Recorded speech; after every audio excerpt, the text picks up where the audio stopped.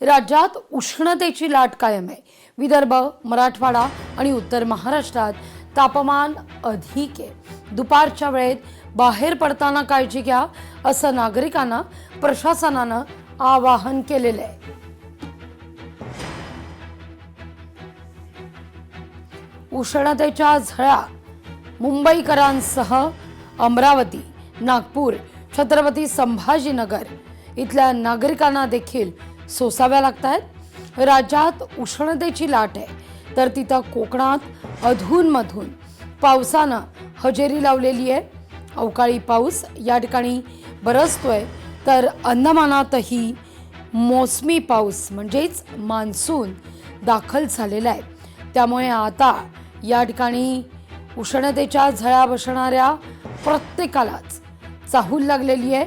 वाट पाहतायत सारेच जण अगदी चातकाप्रमाणे ती त्या मान्सूनची, कारण उन्हाच्या झळा सोसवेना अशीच परिस्थिती निर्माण झाली आहे। या सगळ्याविषयी अधिक माहिती घेण्याकरता ठिकठिकाणावरून आपले प्रतिनिधी आपल्यासोबत जोडले जात आहेत। नागपूरवरून आपले प्रतिनिधी ज्ञानेश्वर पवार, अमरावतीवरून आपले प्रतिनिधी सूरज दहाट, छत्रपती संभाजीनगरवरून आपले प्रतिनिधी सचिन बडे आपल्यासोबत, तर मुंबईहून आपले प्रतिनिधी उमेश करंजकर आपल्यासोबत जोडले गेलेत। सुरुवातीला जाऊया उपराजधानी नागपूरमध्ये। ज्ञानेश्वर, नागपूरकरांमध्ये सध्या आपण जर पाहिलं तर प्रचंड उष्णता या ठिकाणी पाहायला मिळते, पण त्याहून अधिक तापमान आहे ते छत्रपती संभाजीनगरमध्ये। ज्ञानेश्वर, सुरुवातीला तिकडे आपण जाऊया सचिन यांच्याकडे। सचिन, छत्रपती संभाजीनगरमध्ये उष्णतेच्या झळा सोसवेना अशी परिस्थिती आहे, काय सध्या या ठिकाणी वातावरण पाहायला मिळत आहे? लागवीजी छत्रपती संभाजीनगर जिल्ह्यामध्ये उन्हाच्या तापमानामुळे किंवा उन्हाच्या या कडक पाऱ्यामुळे अक्षरशः उष्माघातानं बळी देखील चाललेले आहेत।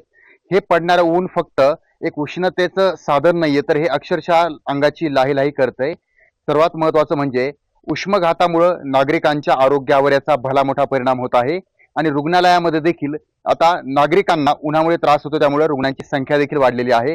रुग्णालयामध्ये जर पाहिलं गेलं तर बऱ्याचदा असं झालंय, काहींना चक्कर येणे, जुलाबाचे त्रास आणि त्यासोबतच इथं काही अन्य आजार देखील या उन्हामुळे लागायला सुरुवात झालेली आहे। त्यामुळं बऱ्याच जणांनी आता घराच्या बाहेरच न पडणं पसंत केलेलं आहे, कारण छत्रपती संभाजीनगरचं जर तापमान पाहिलं गेलं तर 42°C पासून 43-44 पर्यंत पोहोचलेलं आहे आणि दुपारचा जर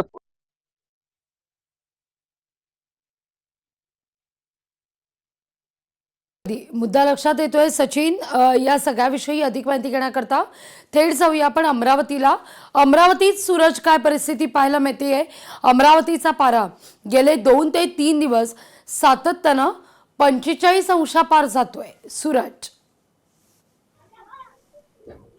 लागवीजी खरं बघितलं तर काल जर पाहिलं तर काल देशात सर्वाधिक तापमानाची नोंद जी आहे जी अमरावती जिल्ह्यामध्ये नोंद झालेली होती। तब्बल 46 अंशाच्या वर जो पारा गेलेला, त्यामुळे देशात सर्वाधिक हॉट शहर जे आहे अमरावती शहर काल होतं। आणि आज जर पाहिलं तर आजपासून पुन्हा एकदा 22 तारखेपर्यंत उष्णतेचे अशाच प्रकारे तीव्र लाटेचा इशारा जो आहे हवामान खात्याने दिलेला, त्यामुळे 47 अंशापर्यंत जो तापमानाचा पारा जो जाण्याची शक्यता जे हवामान खात्याने या ठिकाणी वर्तवण्यात आलेली आहे। दुसरीकडे आपण जर पाहिलं तर अंदमान निकोबारमध्ये मान्सून जरी दाखल झाला असला तरी मात्र विदर्भामध्ये जो नेहमी उशीर आहे, तो विदर्भामध्ये नेहमी 15 दिवसाचा नंतर जो आहे मान्सून या ठिकाणी दाखल होतो। दुसरीकडे जर आपण जर पाहिलं तर या संपूर्ण उन्हाच्या चटक्यामुळे जर पाहिलं तर नागरिक असह्य झालेले आहे, जनजीवन सुद्धा पूर्णपणे विस्कळीत झालेलं, कारण का आपण जर पाहिलं तर अमरावती शहरातील जे रस्ते आहे निर्मनुष्य झालेल्या रस्त्यावर लोकांची गर्दी त्या ठिकाणी दिसून येत नाही। साधारणतः दुपारी 12 ते 4 पर्यंत या दरम्यान जर अमरावती शहरातलं आणि ग्रामीण भागातलं चित्र जर बघितलं तर अक्षरशः या ठिकाणी पूर्णपणे रस्ते ओस पडलेले असतात आणि वाहन चालकाची सुद्धा या ठिकाणी नेहमीपेक्षा या ठिकाणी गर्दी कमी या ठिकाणी दिसून येतोय। आज जर पाहिलं तर पुन्हा एकदा अशाच प्रकारे पारा जो आहे 46च्या वरच राहण्याचा जो अंदाज आहे तो हवामान खात्याने वर्तवलेला आहे।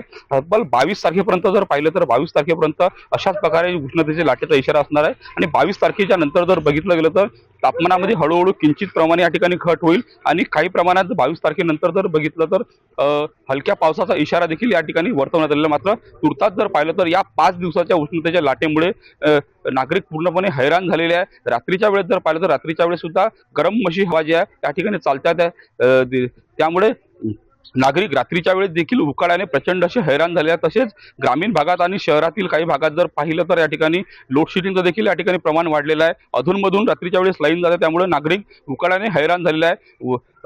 हवामान खात्याच्या वतीने आणि जिल्हा प्रशासनाच्या वतीने वारंवार आव्हान केलं जातं, कुठल्याही प्रकारे तुम्ही दुपारच्या वेळेस घराबाहेर पडू नका, कारण का अनेक लोकांना जे आहे उष्माघाताचा या ठिकाणी प्रचंड असा त्रास होत आहे। सायंकाळच्या वेळेस जर पाहिलं तर थेट जाऊया नागपूरला आपले प्रतिनिधी ज्ञानेश्वर पवार यांच्याकडे। ज्ञानेश्वर, नागपूरकर हे प्रचंड हैराण झालेले आहेत उष्णतेनं, पुढचे 48 तास नागपूर करता कसे असतील? अगदी लागवीजी मे महिना जे आहे ते प्रचंड उकाड्यापासून जे आहे ते या ठिकाणी नागरिकांना त्रस्त असा करणार आहे। त्यामुळे जिल्हा प्रशासनाच्या वतीने वेगवेगळ्या उपाययोजना जे आहे ते या ठिकाणी नियमित सुरू आहे। आता काल जिल्हाधिकाऱ्यांनी जे आहे ते निर्देश दिले सर्वांना की सकाळी आणि सायंकाळच्या वेळेमध्ये कोचिंग क्लासेस घ्या, दुपारच्या वेळेला कोचिंग क्लासेस घेण्यावरती जे आहे ते एकूणच बंदी टाकण्यात आलेली आहे। सोबतच जे उद्योग कारखान्यामध्ये काम करणारे कामगार असतील किंवा बांधकाम विभागामध्ये काम करणारे कामगार असतील यांना जे आहे ते दुपारी 11 ते 4 पर्यंत जे आहे ते त्यांना आराम करण्यासाठी वेळ द्या आणि या दरम्यान कोणालाही कामावर जाऊ देऊ नका। जर अति आवश्यकच जर काम करण्याची गरज जर असेल तर त्या ठिकाणी जे आहे ते सावलीसाठी शेड उभारा आणि त्यांना थंड पिण्याच्या पाण्याची सोय जी आहे ते त्या ठिकाणी करा, अशा पद्धतीने निर्देश देखील एकूणच जे आहे ते जिल्हा प्रशासनाच्या वतीने देण्यात आलेला आहे। त्यामुळे एकूणच पाहता ज्या पद्धतीने एप्रिल महिन्यामध्ये उन्हाचा उकाडा होता, त्याच पद्धतीने मे मध्ये सुद्धा जे आहे ते त्याहीपेक्षा अधिक उन्हाचा उकाडा जे आहे ते नागपूर शहरामध्ये एकंदरीत जाणवत आहे। त्यामुळे नक्कीच उष्माघाताचा फटका कुठे ना कुठेतरी नागरिकांना बसू शकतो।